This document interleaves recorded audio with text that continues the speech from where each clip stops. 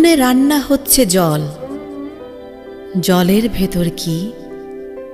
পাথর গো পাথর। আমরা কি পাথর আহার করব গো মাওলা? আমরা কি উষ্ণ প্রস্রবণে গোসল করব গো মাওলা? আমরা উনুন হয়েই জ্বলব, জল হব তোমার ক্রোধে, আগুন হব নমিত শোকের মতো, পাথর হব জলের ঝর্ণায় পড়ে থাকা নুড়ি কিংবা জমজমের কুয়া। উনুনে রান্না হচ্ছে জল, জলের ভেতর কি? নারীর হৃৎপিণ্ড গো, তার শাড়ি। শাড়ি দিয়ে কি হয়? কিসে হয় শাড়ি? কে বনে তন্তু বায়কে? ঘরামির ঘর ছাউনিবিহীন উদাস। কবিরাজ নিত্য জ্বরে কাঁপে। শাড়ি দিয়ে কি হয়? কাফন হয় গো কাফন। যার কিছু নেই, শাড়ি তার দুনিয়া, আখেরাত তার।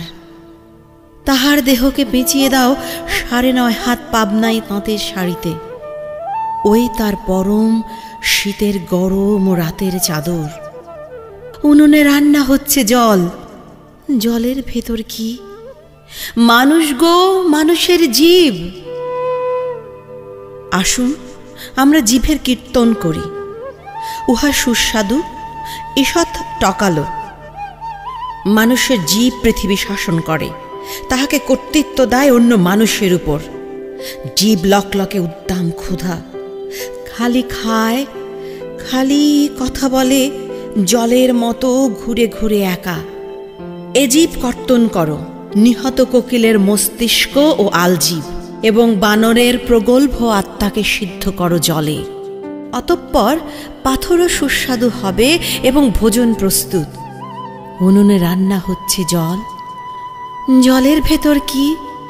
জলের ভেতর চাবুক, জলধি। যে জানে জলের মানে সে জানুক।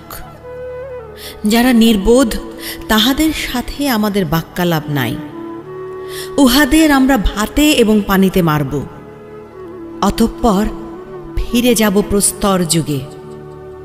যখন পাথর, হে মাওলা তুমিও পাথর। আহা কি পৌত্তলিকতা আমাকে শেখালে। মেয়েটি কোথায় যায় নিত্যদিন? এপাড়া ওপাড়া ঘুরে নিত্যদিন। ফল পাকুড়ের সাথে কি আনে ঘরে? ওই কষ্টফুল বেদনা বালিকা। পাতা কুড়ানি সে নয়, তবে কি কুড়ায় সে? সে পাথর কুড়ায় গো পাথর। নিওলিথিক যুগের পাথরের এক ভাস্কর্য গড়বে সে। পুবের বাতাস এসে তার কানে দিয়ে যায় কুমন্ত্রণা। নুড়ি পাথর দিয়ে সে লিখে যাবে এক অনন্ত কবিতা।